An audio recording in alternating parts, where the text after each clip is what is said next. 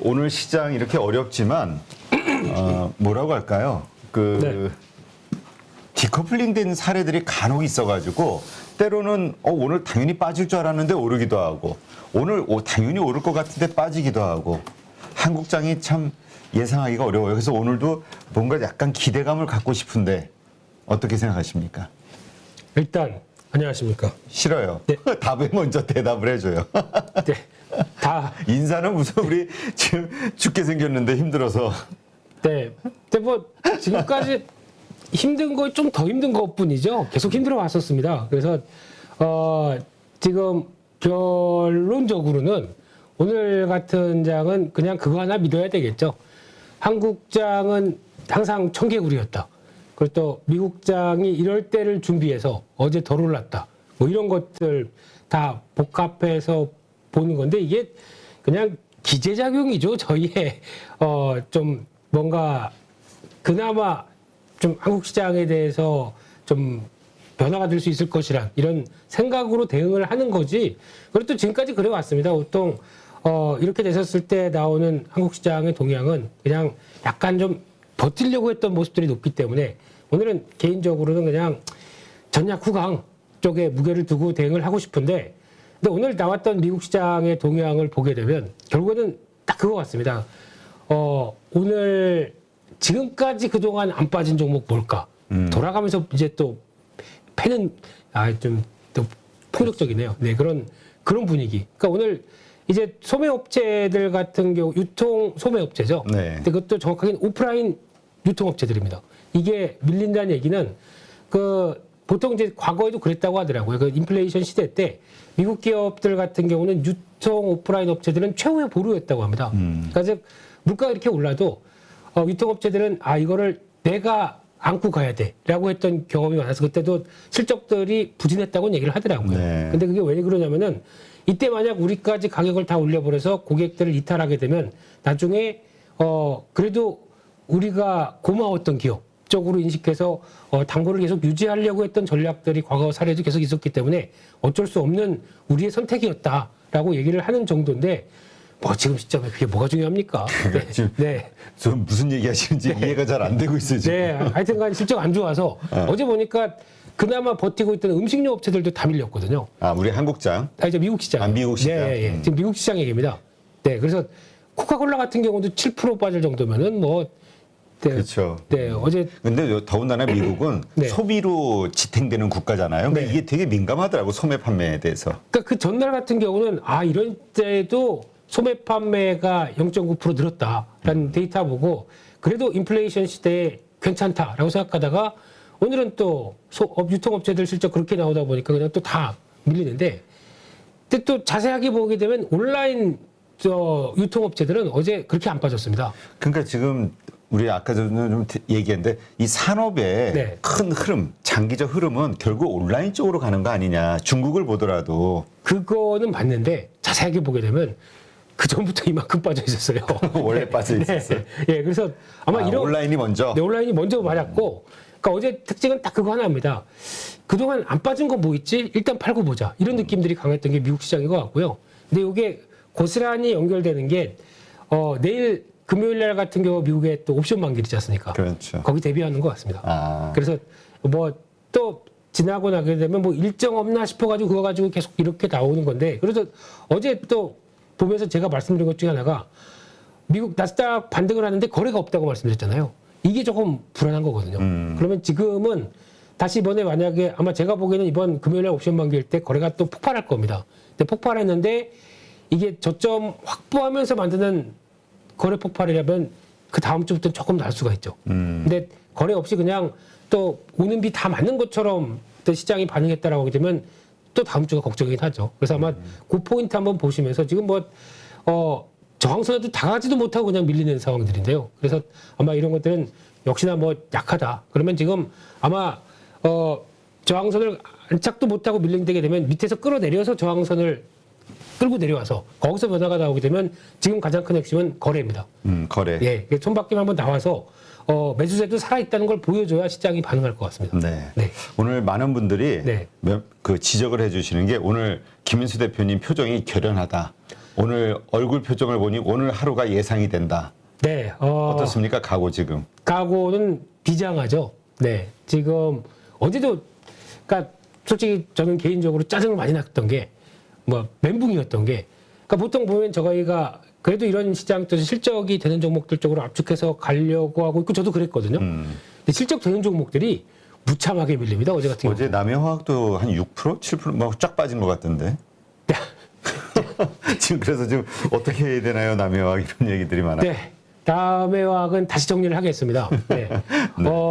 실적 정말 서프라이즈하게 나왔고요. 어제도 나온 데이터 보니까 중국에서 비료 가격 또 급등했습니다.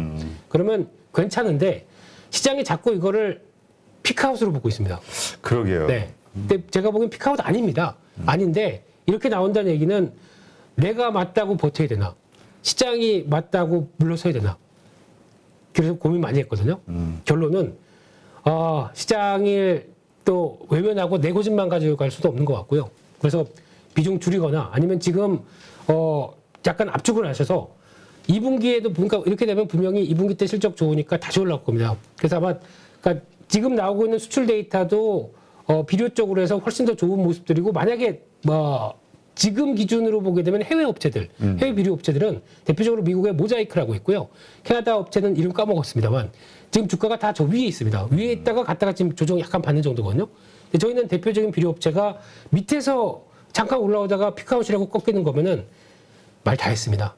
참. 그래서 아마 일단은 비중 조절하시거나 아니면 2분기까지 노려보시되 시장이 그렇게 나온다고 하게 되면 제가 또 뭐라고 말씀드릴 게 없는 것 같습니다. 그래서 정말 죄송하지만 일단은 관리하시는 게 더 맞겠다. 이렇게 리스크 관리. 네. 그러니까 이게 그래요. 이게 실적이 좋게 나오고 네. 그 다음에도 좋을 것 같다 이러는데 이게 선반영된 게, 이게 선반영이라는 게 참 무서운 단어 같아 이게. 제가 이거를 작년에 경기민 감주하면서 또 많이 느꼈거든요. 네. 그러니까 작년 같은 경우도 철강주나 대부분의 경기민 감주 보게 되면 실적 분명히 잘 나옵니다.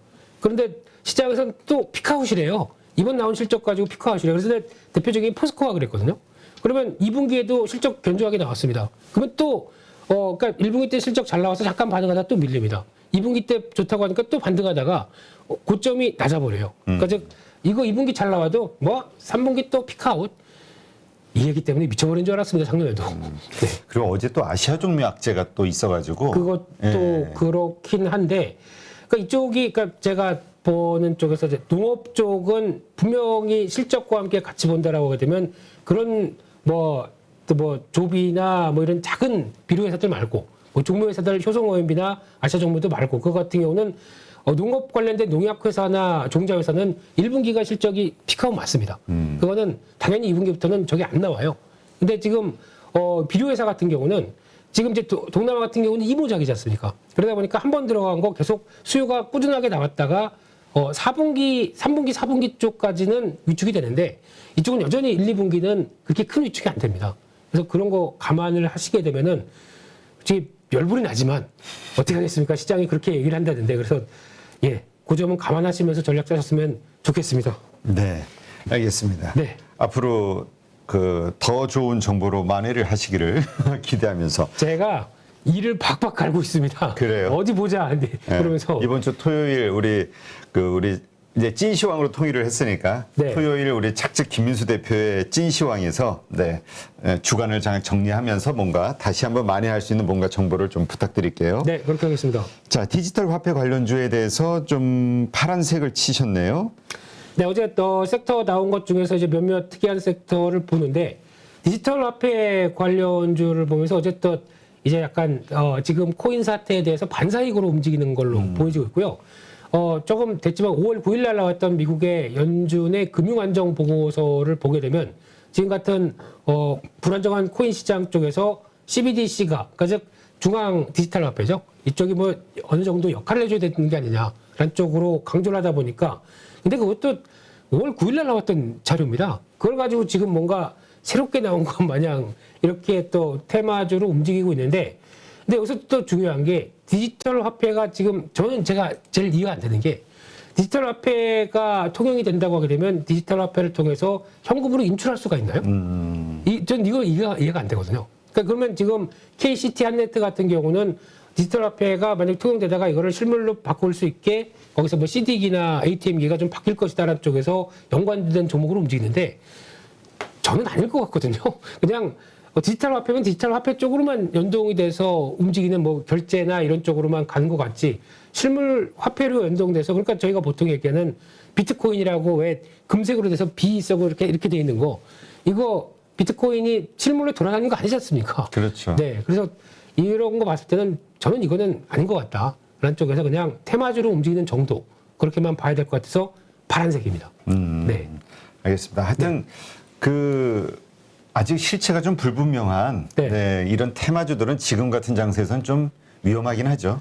그런 것 같고요. 그러다 보니까 어제 또 앞에서 잠깐 바이오주 얘기 나왔더라고요. 네. 예, 그래서 바이오주도 요즘 많이 물어보시더라고요. 왜냐면 매매할 게 그거밖에 없으니까. 왜냐면 그동안 2년에 걸쳐서 정말 많이 빠졌거든요. 그리고 정말 모든 사람들이 네. 바닥권이라고 인식을 하는 섹터 아닐까 싶기도 하고. 그렇습니다. 그래서 어제도 대표적으로 HLB 그리고 또 노바텍인가요? 이것도 같이 또 CRO 하는 회사 뭐 이런 것들도 지금 보게 되면은 그래서 문의하시는 분들한테 그랬습니다.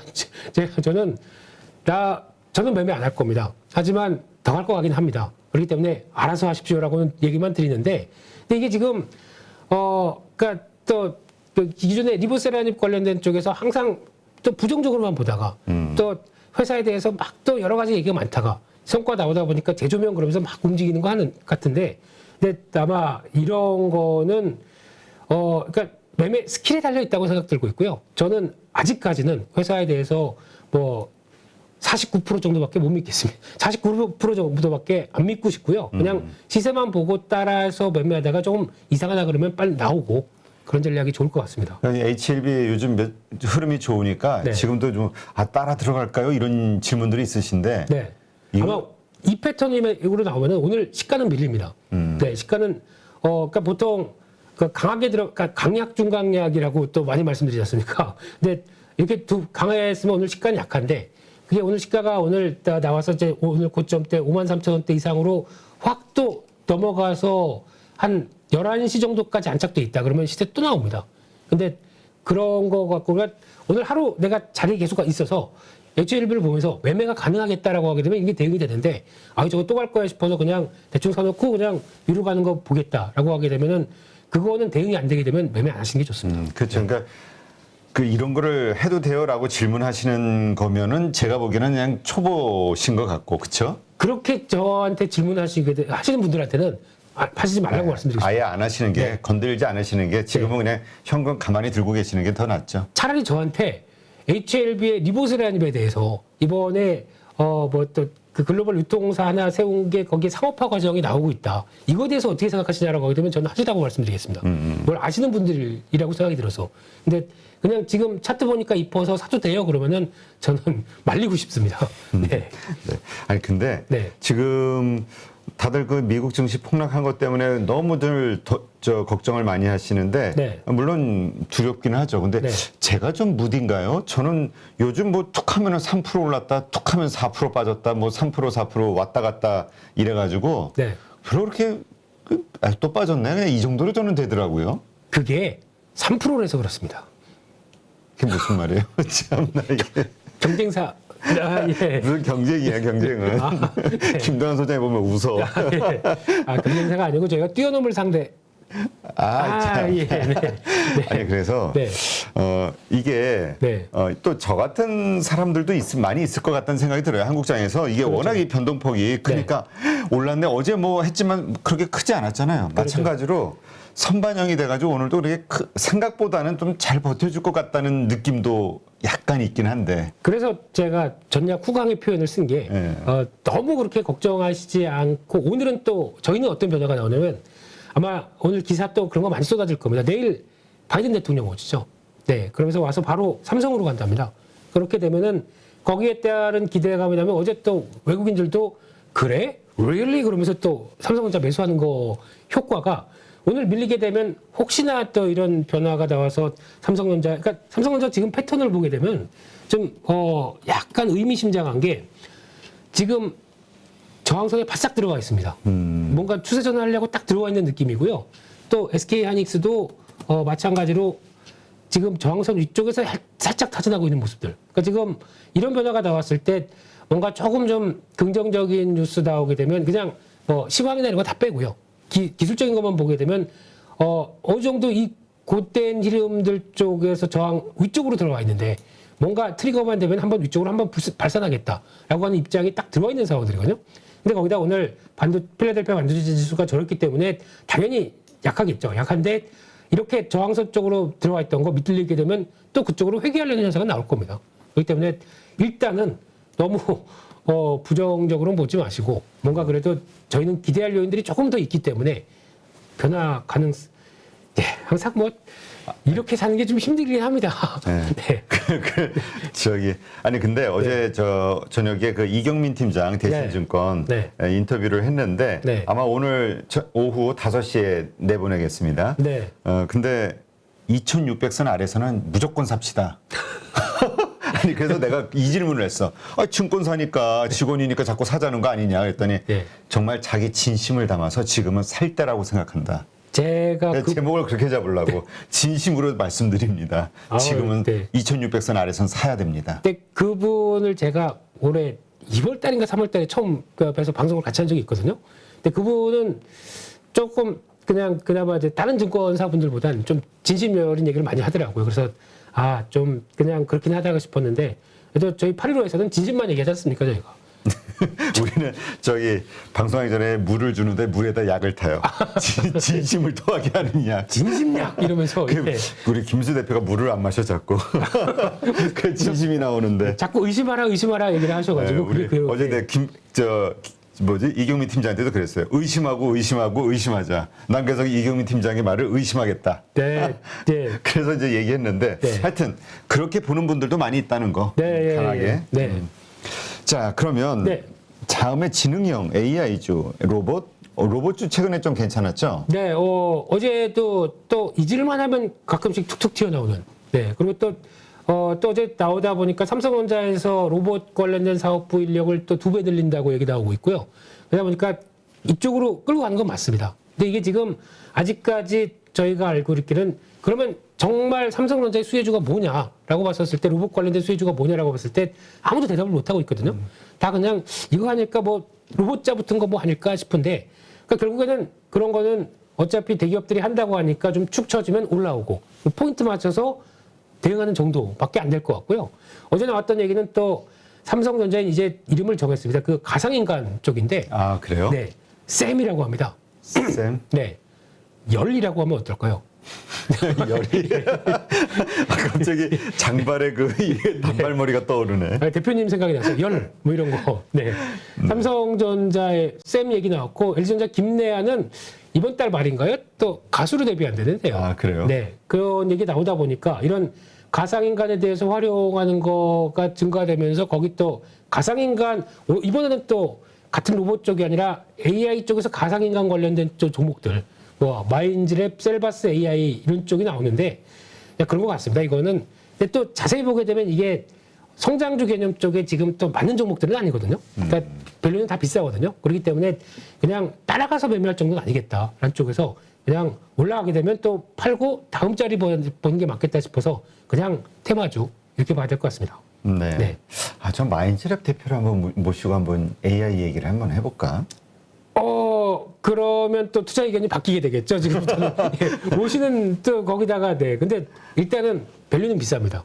그렇죠. 지금 하여튼 지금은 워낙 그 성장주에 대해서 불안한 심리들이 많아서. 그렇죠. 자, 그다음에 2차 전지주 빨간색이네요. 긍정적으로 보신다는 얘기겠죠?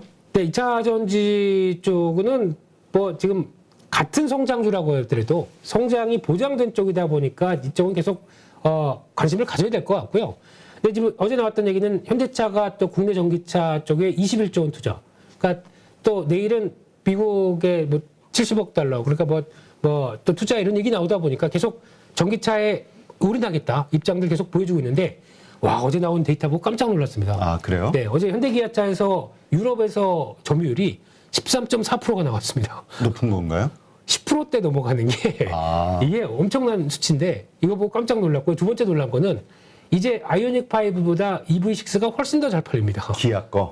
기아 거요. 그래서 이런 걸 봐서 그래서 외국인들이 기아를 그렇게 사나 하는 생각도 들고 있는데 거기다가 뭐 이제 뭐 소비 심리는 이건 체크를 해야 되겠지만은 이런 쪽에서 나오고 있다라고 하게 되면 그와 관련된 2차 전지 쪽은 여전히 강하지만 근데 이렇게 올라갔을 때 사는 게 무슨 의미가 있겠느냐라는 쪽에서 보게 되면 계속 저희는 자리를 노려야 되겠죠. 근데 이런 섹터 쪽에서 가장 중요하게 보셔야 될 거는 그러면 성장하는 섹터 쪽에서 대표적인 한두 개는 꼭 알고 대응하시는 게 좋겠다라고 하게 되면 다시 한번 강조드리지만은 2차 전지 쪽에서는 고르라고 하게 되면 두 개밖에 안 고릅니다. LNF 나노신소재.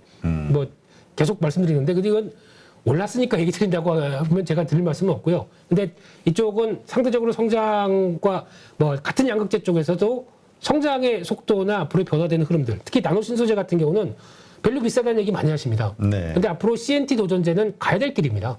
그래서 보통 실리콘 그 음극재로 인해서 첨가제를 통해서 충전과 관련된 쪽을 계속 효율을 높이기 위해서는 앞으로 이런 쪽은 많이 변화가 나올 수밖에 없는데 그중에 핵심적인 종목이라고 되면 계속 가는 이런 확장세가 나올 수밖에 없다 이런 쪽은 생각하셨으면 좋겠습니다. 네. 그렇군요. 네. 자, 그렇다면 이제 종목으로 한번 가볼까요? 어떤 종목을 좀 특징으로 뽑으셨나요? 네, 뭐 하이닉스는 뭐 그냥 넘어가고요. 네, 외국인이 계속 사주고 있으니까. 그렇습니다. 근데 좀 특이한 게 대웅제약인 것 같은데요. 지금 최근 들어서 대웅제약도 좀 조정을 좀 받았죠. 그래서 한번 쭉 가다가 시장 약세 때문에 좀 조정을 받았는데 여기서 딱 보게 되면 이 자리에서 지금 버티고 있습니다. 지금 고점권에서 어떤 강한 지지권 중에 하나인 이 자리에서 버티고 있다라고 하게 되면 일단 거래가 안 나오거든요.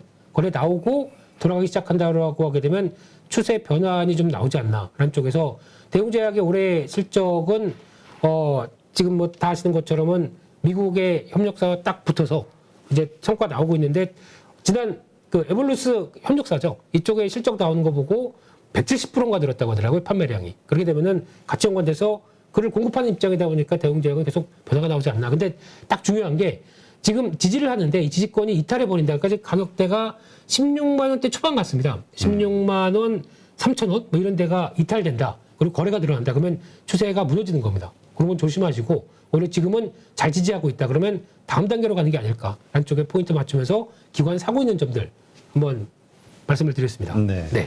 대웅제약이 저기 메디톡스하고 그 보톡스 분쟁 네. 있는 곳이죠? 다 이제 끝났죠, 이쪽은요. 네. 그리고 이제 메디톡스는 이제 다음 타자 휴재를 잡으려고 지금 이러고 있는 상황들이다 보니까 사이좋게 지내지 왜.